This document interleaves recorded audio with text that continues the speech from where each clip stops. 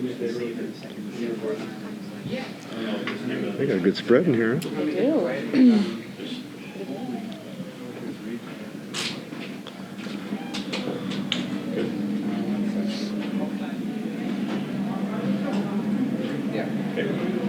All right, we'll start. Free overtime win for Cornell to advance to the conference championship game tomorrow. It almost is tomorrow. But Coach Doug Dara, after a long 2-1 win, an opening statement for us, and then we'll get into some questions. Yeah, in my 19 and a half seasons here, I've been in a couple of these games. Sometimes I've been on the losing end. Sometimes I've been on the winning end. But I have to say, this was an incredible hockey game. It's one of those games where you hate to see anybody lose. Clarkson, hats off to them. They had a long weekend last weekend. To battle the way they did for another long game here today, you got to give them credit. But also have to give my team credit. Battling through almost 2 full games is not easy, and a lot of times in these games there's a mental mistake or something that goes the wrong way, and have to give our team credit for staying the course and sticking with the plan and finding a way to get it done. Both teams certainly had their chances to win this game.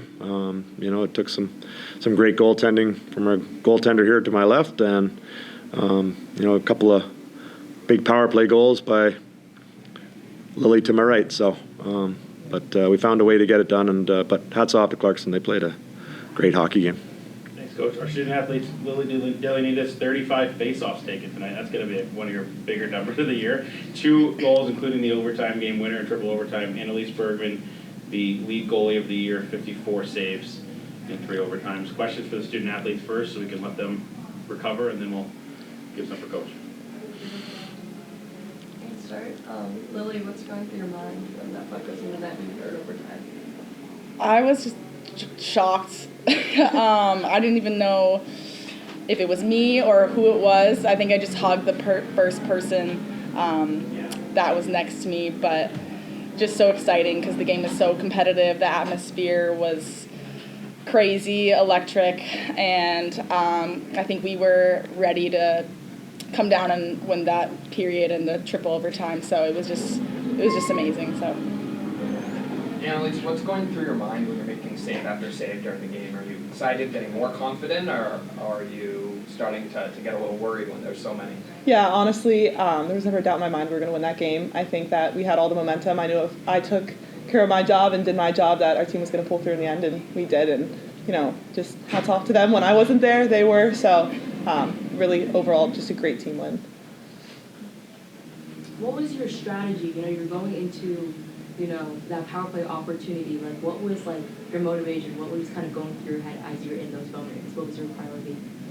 I think one of the things that, we've stressed all year long was to stick to what we do. And we found this year that when we've done that, we've been able to find a way to get it done. And it's when we kind of go off script that sometimes we get ourselves into trouble.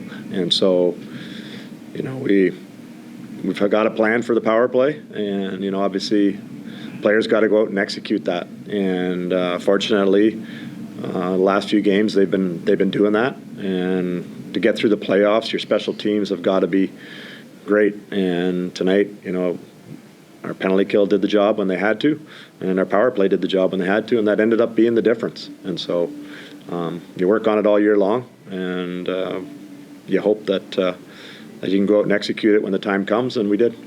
Do we have any others for the student athletes? Okay, let's do the student athletes first so we can let them go, and then we'll go to Coach. Lily, you get to that 3rd overtime, your legs are tired. How hard is it to kind of stick to that game plan when you get that late in the game? Yeah, it's definitely hard. You're physically, mentally drained, but I think, as Berg said, our team is so special. I think we all felt like we knew we could win that game, and we've been preparing all season long, all preseason. We conditioned hard, and we were ready for it. So it was just, very exciting. We felt prepared, but obviously very competitive as well. This is probably one of the most electric crowds all season. How is that helpful in terms of motivating you guys, especially after basically playing 2 full games? Yeah, I feel like it was, they help us win, and especially, the football team coming out and supporting all of the Ithaca locals coming. It just creates an atmosphere that you want to win for them, not only for your teammates. So it just adds another layer of, wanting to get the win. But yeah, I mean, it's just amazing to play in front of them. It's not every school or, opportunity you get to play in front of a crowd like this. So it's just so fun. We'll do one more for the athletes. And can you talk about what was going through your head during the Clarkson goal?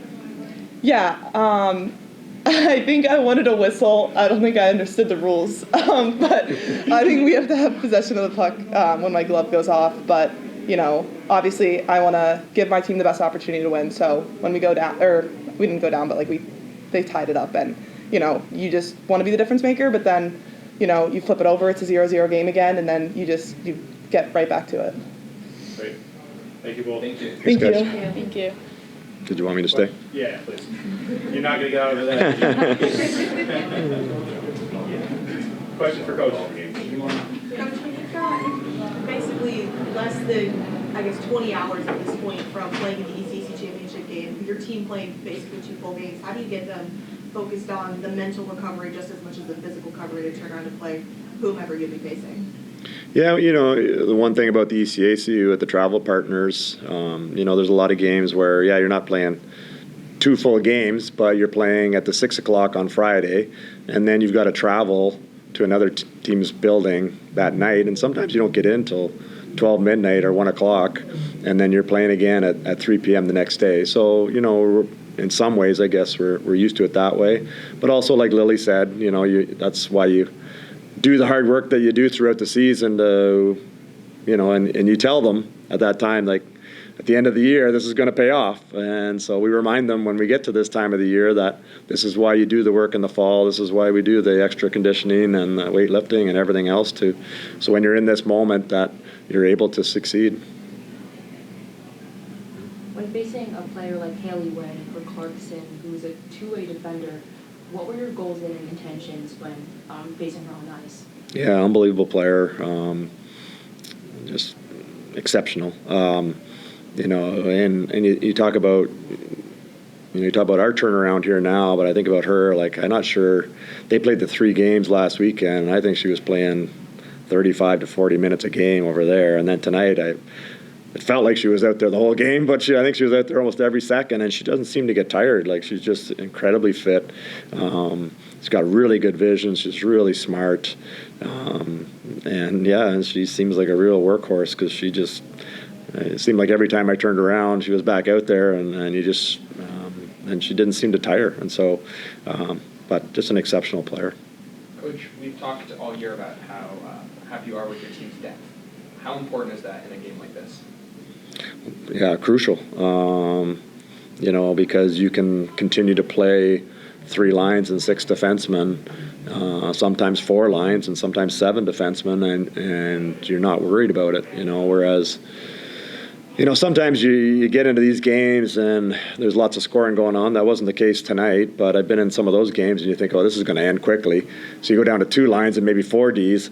And all of a sudden it's not going, it's not ending. And then you're like, oh, now I got to backtrack here. So, very fortunate this year to have the depth that we have and have the confidence in all 4 lines and all 7 defensemen that we can put them out there in any critical situation. Coach, I've got one for you and then we'll wrap it up. Yeah. Being a player here and a coach here for a long time, you've seen a lot of good line of crowds. That was a really good one tonight. How important is the community on campus, off campus in this building for your team in a game like this?